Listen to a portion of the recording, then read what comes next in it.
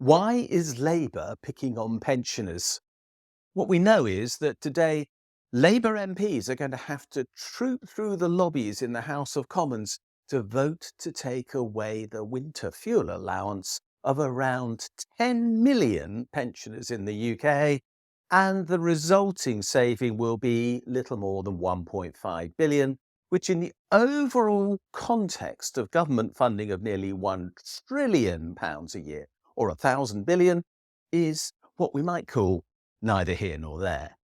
Now, we know that Lucy Powell MP, who is the leader of the House of Commons, has said that but for taking away the winter fuel allowance, the international financial markets would have thought the UK was about to suffer imminent financial collapse. But she was talking complete and utter nonsense. And so is any other Labour minister who makes a similar claim, including Keir Starmer and Rachel Reeves. Talking of Rachel Reeves, let's just imagine that meeting that she had with her advisors and maybe some officials in the Treasury very soon after the election, when she decided that she was going to announce this policy of taking away the winter fuel allowance, of which no mention was made, of course, during the election campaign. They sat around a table. They said, "We're in financial crisis. There's something we've got to do. Someone has to pay. Who might it be?" And they picked on pensioners. Why? Of all the groups in society, apart from children in poverty, that is, who she has also decided should stay in the situation they're in, pensioners were surely the last people that she should have picked on when it came to punishing someone for the state of the UK's finances, if any such punishment was necessary, and I wonder whether it was. But she chose to pick on pensioners. The backlash has been predictable, and I am quite sure that about 95% of those Labour MPs trooping through that lobby tonight will be exceedingly uncomfortable with having to vote for this measure.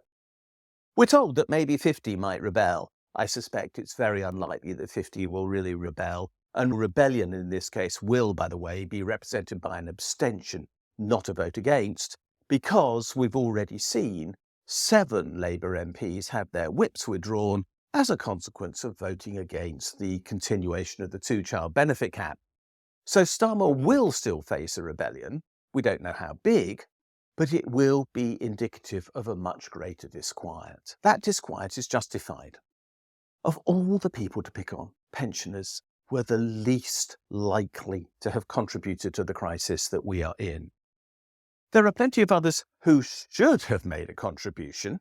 Large companies could clearly pay more and have had an absurdly low corporate tax rate and are going to continue to have an absurdly low corporate tax rate because despite the increase in the headline rate to 25%, they are now getting a 100% tax relief on all their capital expenditure every year, which means that their real rate of corporation tax paid will be much lower than that headline rate in most cases. The wealthy are having a ball based upon the fact they aren't paying appropriate tax, either because they can shift their income into companies and pay no more than 19% tax as a result, presuming that those companies are small, or they will be turning their income into capital gains and paying at about half the rate that is due on their income and that of everybody else who has to go to work for a living. So there are people who could pay tax now easily, instantly, without there being any popular backlash, which Keir Starmer says he knows he's going to face for having picked on pensioners.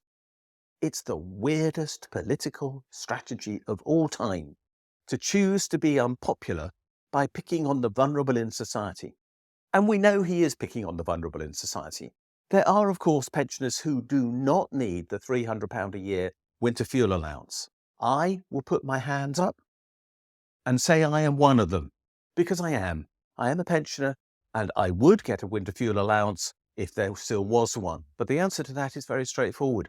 Tax the winter fuel allowance. In that case, I would at least pay part of it back.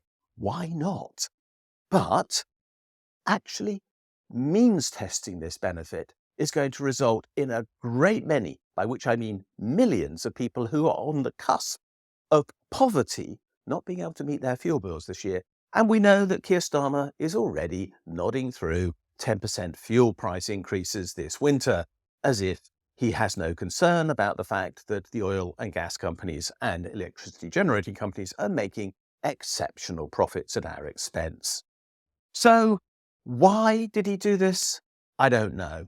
But it indicates that not only does he want to be unpopular, but he definitely knows how to be unpopular. And that is crass political judgment in play. I wish I knew what Labour was doing. I wish that everything I said about their incompetence before the election has not turned out to be true. I wish they could deliver sound government for the people of this country. But right now, it really doesn't look like it.